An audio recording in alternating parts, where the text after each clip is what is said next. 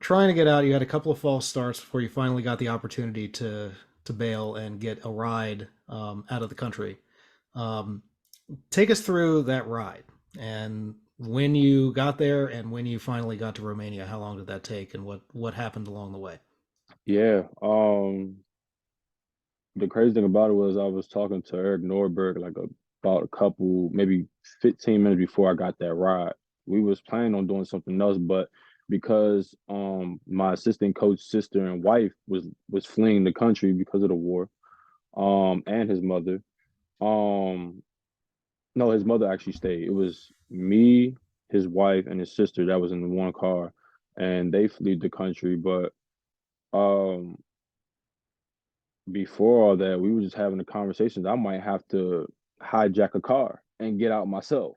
That's how bad the Mm. war actually was. But to get in that car and actually feel the emotions of everybody that was in that car, even the driver, you know what I'm saying, scared to death to even drive because you could just see everything, anything and everything that was on the road. You could see like where the bombs hit on the road and all the pavement. You can see where the sandbags are mounted up for safety. You can see people are building hills for safety with the little scope in the middle. You know what I'm saying? Just because they got to shoot.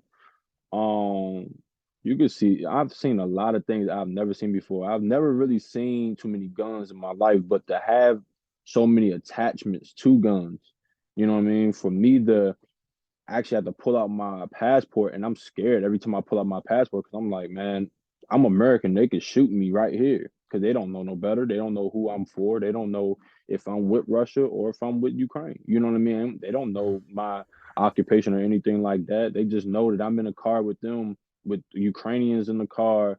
I don't even know if the driver was Ukrainian.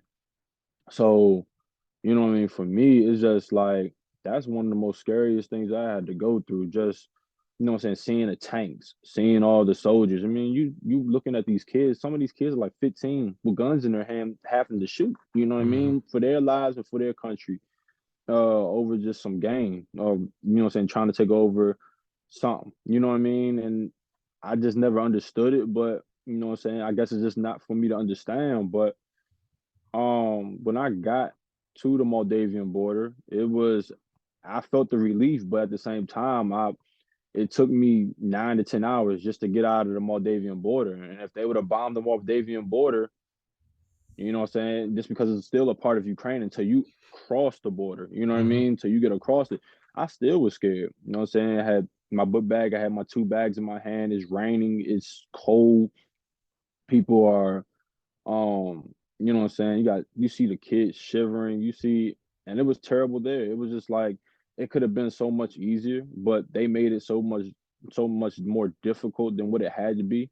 You know what I mean? Like the process of how they were doing things took longer than what it was supposed to be expected. You know what I mean? You Yeah. got thousands of people in line instead of like just getting them in and out, getting out, in and out. They were taking their sweet old time trying to get people in the gates. And for the people that was in the back of the line, I mean, they could have got shot. You know what I'm saying? Like, think about it. We still in Ukraine. You know what I Yeah. mean? If Russia invades that area, it's nothing that we could do, and we ain't got no.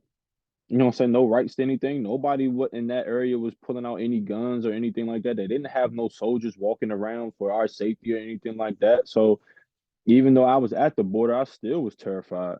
For sure. How long was that car ride?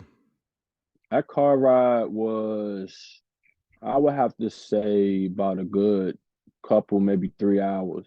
Okay. About 3 hours. It was probably more from what I could remember. I think it was more so like about a couple hours. It was Mm-hmm. about a couple hours. Hello, and thanks for watching. Be sure to give the video a like, and you can watch more videos over here. You can also click subscribe over here so you're notified when we have new content here on Expat Hoops.